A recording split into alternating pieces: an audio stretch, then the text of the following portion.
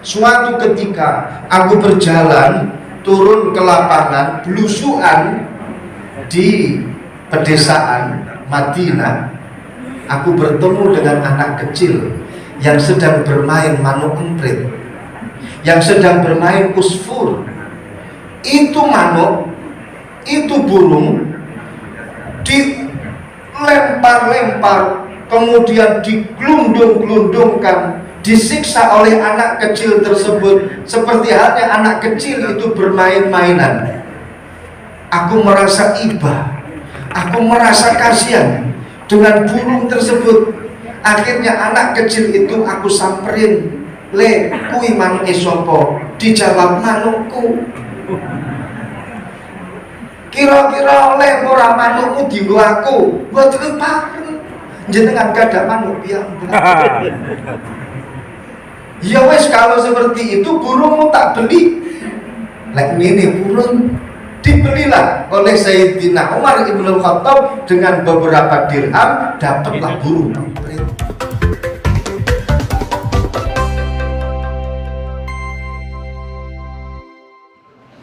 Allah Subhanahu wa Ta'ala, baru saja kita meninggalkan bulan suci Ramadan, bulan penuh berkah turunnya Al-Quran.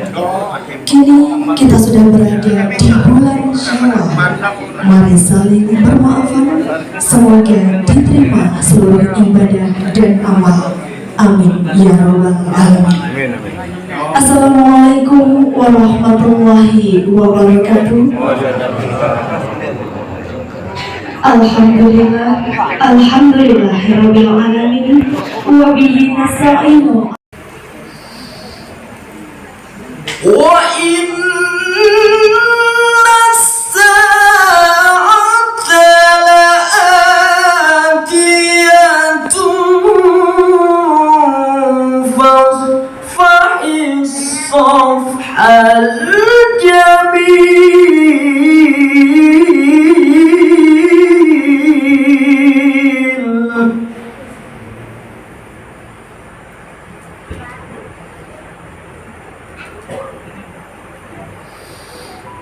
Inna rabbaka huwal khallaqul alim.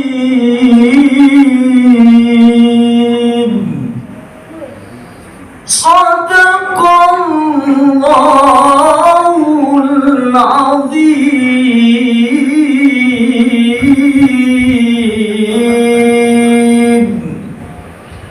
Wassalamualaikum warahmatullahi wabarakatuh.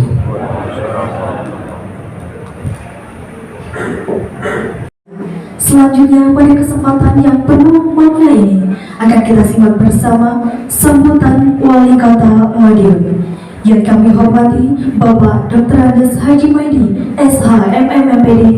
Kami persilakan.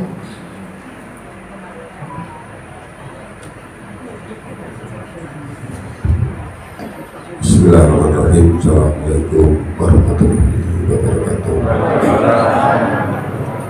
Bapak Ibu yang saya hormati, khususnya hadir Kepala Basarnas Bapak Jenderal Henry Alfiandi beserta Ibu atau tamunya di Pondok Baru beserta rombongan, dan yang saya hormati Bu Wakil Wali Kota beserta suami, Pak Ketua Dewan beserta istri, Pak Sek beserta istri, Al-Muharram Dr. Kiai Haji Risa Ahmad Sahid, terima kasih.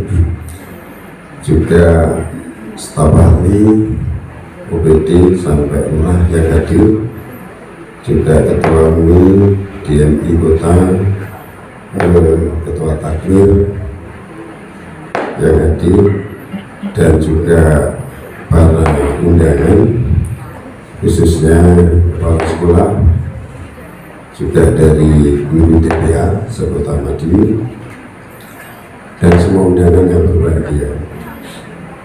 Marilah kita panjatkan puji dan bersyukur kepada Allah Subhanahu wa Ta'ala bahwa malam hari ini kita masih diberi sehat, bisa melaksanakan kegiatan ngaji sawalan di Kota Ramadan dan tadi saya berlari. Bulan Syawal adalah bulan penuh rahmat dan ampunan dari Allah SWT.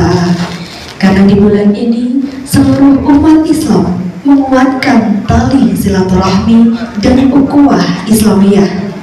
Oleh karenanya pada acara ngaji Syawalan kali ini, mari kita pererat jalinan tali silaturahmi dan menggali hikmah di bulan kemenangan dengan mengikuti tausiah yang akan disampaikan oleh Al-Mukarram Bapak Dr. Kiai Haji Reza Ahmad Zaid, sekaligus berkenan menutup dengan doa. Kepada beliau kami silakan. Assalamualaikum warahmatullahi wabarakatuh.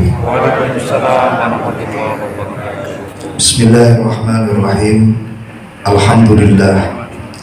Alhamdulillahilladzi an'amana bihadhihi ni'mah. Wassalatu wassalamu ala sayyidina wa maulana Muhammad ibni Abdillah wa ala alihi wa sahbihi wa mawalah. Allahumma shrah li sadri wa yassir li amri wahlul 'uqdatam min lisani yafqahu qawli, amma ba'du. Hadratal muhtaramin ulama al-a'izzah, ingkang kita mulyakaken sesarengan beliau panjenenganipun Bapak Wali Kota Madiun, Bapak Dr. Andes Maidi, beserta dengan Ibu Nyai. Kepada beliau Jenderal Hendri ingkang kawula mulyakaken, ahlan wa sahlan bi hudurikum Bapak Jenderal. Bapak Ketua Dewan ingkang kawula mulyakaken, Bapak Sekda, sedaya para pejabat, nyuwun pangapunten tidak bisa saya sebutkan namanya satu persatu. Para hadirin hadirat yang dimuliakan Allah. Alhamdulillah pada kesempatan kali ini kita bisa mengadakan acara halal bihalal. Satu istilah yang tidak akan kita temukan dalam kamus apapun. Halal bihalal ini memang bahasa Arab. Tapi kalau kita lihat di dalam kamus bahasa Arab, kita tidak akan menemukan. Jenengan mau lihat di kamus Al-Munawwir, jenengan mau lihat di kamus Al-Munjid, itu tidak akan kita temukan halal bihalal, tidak ada. Ini memang adalah bahasa Arab, tapi made in Jawa. Ini memang bahasanya bahasa Arab, tapi yang mencetak bukan orang Arab. Arab yo Arab, tapi bukan Arab. Suatu ketika dalam sejarah dikatakan suatu ketika Presiden Republik Indonesia yang pada waktu itu Bung Karno, setelah memproklamirkan kemerdekaan, melihat keadaan negara pada waktu itu saling sawang sinawang antara tokoh agama, bahkan tokoh ping telu sunah. Pak Maidi saya bapak saya berangkat Pak Maidi. Sallallahu Muhammad. Jadi halal bihalal ini artinya adalah tolabul halal bitoriqil halal. Tolabul halal, mengambil halal dari orang lain untuk kita mendapatkan halal dari orang lain bitoriqil halal, dengan jalan yang halal. Jalannya bagaimana? Dengan silaturahim. Secara substantif ini sama dengan silaturahim. Hanya istilahnya saja memakai halal bihalal. Kalau kita bicara masalah silaturahim, selesai sudah. Karena itu memang bagian daripada perintah Allah Subhanahu wa ta'ala untuk selalu menjalin hubungan silaturahim. Itu adalah perintah Rasulullah Sallallahu Alaihi Wasallam. Kenapa saya katakan perintah Allah dan perintah Rasulullah? Karena yang namanya silaturahim, Allah sendiri pun juga mengatakan Ana Rahman wa ana khalaqtur rahim wa syaqqaqtu laha min ismi faman wasalaha wasaltuhu wa man qata'aha qata'tuhu. Itu dawuhnya Allah langsung dalam satu hadis qudsi. Aku ini adalah Rahman, kata Allah, dan aku yang menciptakan Ar-Rahim. Dan aku ambil Ar-Rahim itu dari namaku, Ar-Rahman. Barang siapa yang menyambung Ar-Rahim, maka aku akan tersambung dengannya. Dan barang siapa yang memutus Ar-Rahim, maka aku juga akan putus dengannya. Kita selalu mengucapkan Bismillahirrahmanirrahim. Mau apa saja, selalu mengucapkan Bismillahirrahmanirrahim. Mau makan, Bismillahirrahmanirrahim. Mau minum, Bismillahirrahmanirrahim. Coba panjenengan periksa, di dalam Bismillahirrahmanirrahim ada berapa nama Allah di dalamnya? Allah, Bismillah. Kedua, Ar-Rahman. Ketiga, Ar-Rahim. Ar-Rahman dan Ar-Rahim ini berasal dari satu suku kata, yaitu Rahimah. Artinya bagaimana? Ketika kita akan beraktivitas, kita pasti menyebut dua nama Allah yang berasal dari satu suku kata, yaitu Rahimah, dan sifatnya melekat kepada Allah. Apa artinya? Kasih sayang. Maka dari itu, mengaku sebagai orang muslim dan selalu mengucapkan Bismillahirrahmanirrahim ketika dia tidak memiliki rasa kasih sayang, ini bukan muslim yang hakiki. Mengaku sebagai orang muslim, selalu mengatakan Bismillahirrahmanirrahim, di dalamnya ada Ar-Rahman, di dalamnya ada Ar-Rahim, berarti dia harus mengedepankan apa itu yang namanya kasih sayang. Jadi ini adalah perintah Allah. Kalau Rasulullah di dalam hadisnya banyak sekali perintah-perintah untuk selalu menyambung silaturahim. Allah juga mengatakan, irhamu man fil ardi yarhamkum man fis sama. Berikanlah kasih sayang kepada orang lain, kepada makhluknya Allah yang ada di bumi. Niscaya makhluknya Allah, dan juga Allah akan memberikan rasa kasih sayangnya kepada orang tersebut. Dulu ada satu kisah ini ditulis di dalam kitab Usfuriyah. Kitab Usfuriyah tipis dan selalu dikaji di pondok pesantren. Saya yakin para kiai pasti pernah ngaji kitab Usfuriyah. Kitabnya tipis karena sesuai dengan apa yang menjadi arti daripada Usfuriyah. Artinya adalah manuk emprit. Manuk emprit. Usfur itu bahasa Arab, artinya manuk emprit. Dalam hadis pertama di dalam kitab Usfuriyah, di situ diceritakan suatu ketika ada seseorang bermimpi bertemu dengan Sayyidina Umar ibnul Khattab.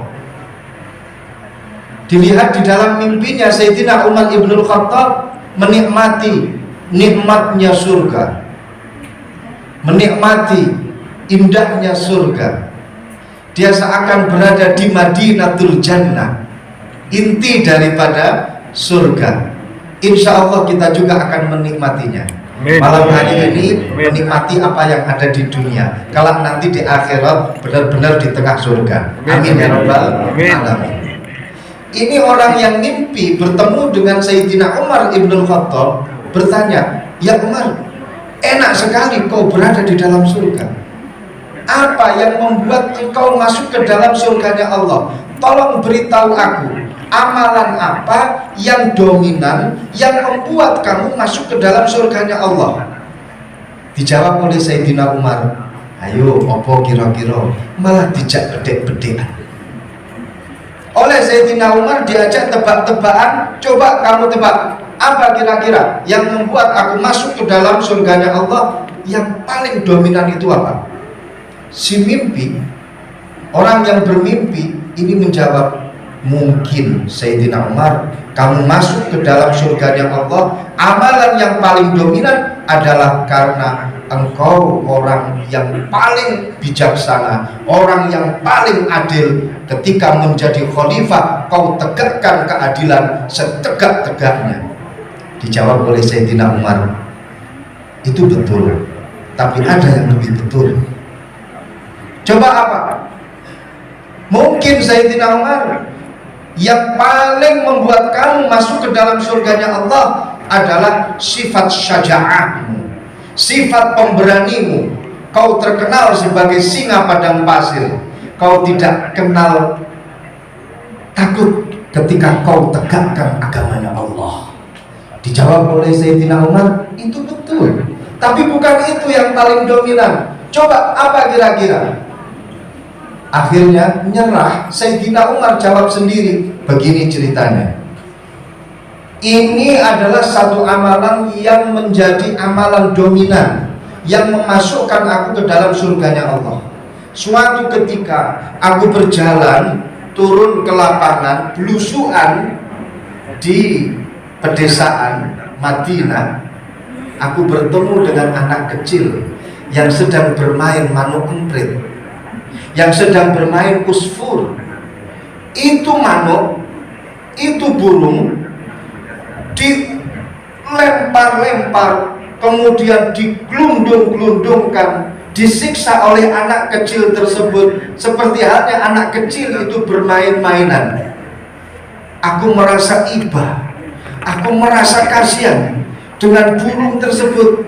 Akhirnya anak kecil itu aku samperin, "Le, kui manuk sopo?" Dijawab, "Manukku."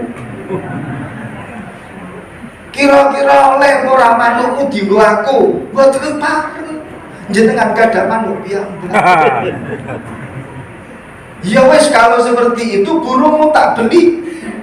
Lek ini burung dibelilah oleh Sayyidina Umar Ibn Khattab dengan beberapa dirham, dapatlah burung emprit. Kemudian burung emprit tersebut oleh Sayyidina Umar dipijeti, diterapi, disepa, disauna, seger.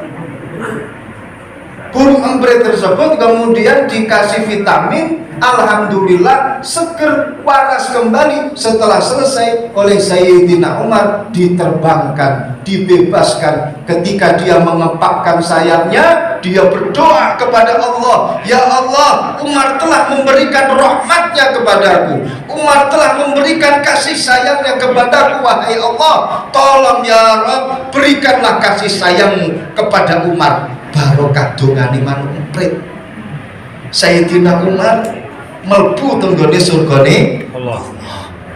Kita tidak bisa menyana-nyana, nyono-nyono, menyangka-nyangka.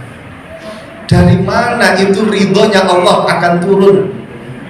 Sayyidina Umar mendapatkan ridho Allah yang paling besar, amalan yang menjadi dominan, yang memasukkan Umar kepada surganya Allah, itu dari menyelamatkan manuk emprit. Wala tahqiranna minal ma'rufi syai'a. Jangan sekali-kali kita menganggap remeh perkara yang kecil terhadap suatu kebaikan. Ketika kita melakukan satu kebaikan, jangan sampai kita kemudian mengatakan, "Ah, hanya segini." Ketika kita melakukan perkara yang ma'ruf, kemudian kita mengatakan, "Halah, jelek ketrek, tibane namun semini." Jangan pernah mengatakan semacam itu. Tapi karena kebaikan yang kita lakukan itu, nilai utamanya adalah dari keikhlasan hati kita. Dari sini kemudian ridhonya Allah akan turun. Insya Allah, ketika kita orang tersebut memberikan satu amal jariyahnya, sak boto siji, tapi ikhlas, memang duweni boto siji, insya Allah Allah akan membangunkan istana kelak nanti di surganya Allah, walaupun tok gedine sak boto siji. Duweni semen sak, ikhlas menghadiahkan sebagai amal jariyah untuk pondok pesantren, untuk masjid, duweni semen sak. Kasihkan itu tapi dengan cara ikhlas. Subhanallah, saya doakan kalau nanti di surga dibangunkan istana sing gedene sak semen sak. Tuh, ini serius mulai ini. Maksudnya bagaimana? Saya tanya kepada panjenengan, perkara yang dilakukan di dunia dengan hasilnya kelak nanti di akhirat apabila dibandingkan, kira-kira sama atau tidak untuk besar kecilnya, jumlah sedikit dan banyaknya? Beda. Perkara kecil di dunia ketika diangkat ke akhirat akan menjadi besar. Perkara sepele di dunia ketika diangkat di akhirat akan menjadi besar. Kalau di dunia itu kecil, diangkat di akhirat akan menjadi besar. Contoh, ketika panjenengan menghitung waktu di dunia, 1 hari 24 jam. Belum tentu 1 hari di akhirat itu 24 jam dan jamnya sama dengan di dunia. Di dunia, rumah yang dikatakan sebagai rumah tempat tinggal di surga bisa menjadi sebuah istana. Artinya perkara sedikit sepele yang dilakukan oleh manusia di dunia, tapi didasari dengan rasa ikhlas, ini nanti akan menjadi besar dan berkah kelak nanti di akhirat. Karena kita tidak tahu dari mana ridhonya Allah itu akan turun. Berapa banyak para ulama yang didominasi oleh amal-amal yang tidak disangka-sangka, kemudian dia masuk ke dalam surganya Allah. Saya kasih contoh satu lagi, seperti yang terjadi oleh Imam Ghazali, yang terjadi kepada Imam Al-Ghazali, pengarang kitab Ihya, kok pasti akan terjalin, koneksivitas pasti akan terjalin dengan silaturahim. Alhamdulillah ngerti dulure tibane pengusaha baju konveksi, daripada kita beli keluar sampai ke luar negeri, dulure ono sing duwe konveksi, kita pesen ke saudara sendiri.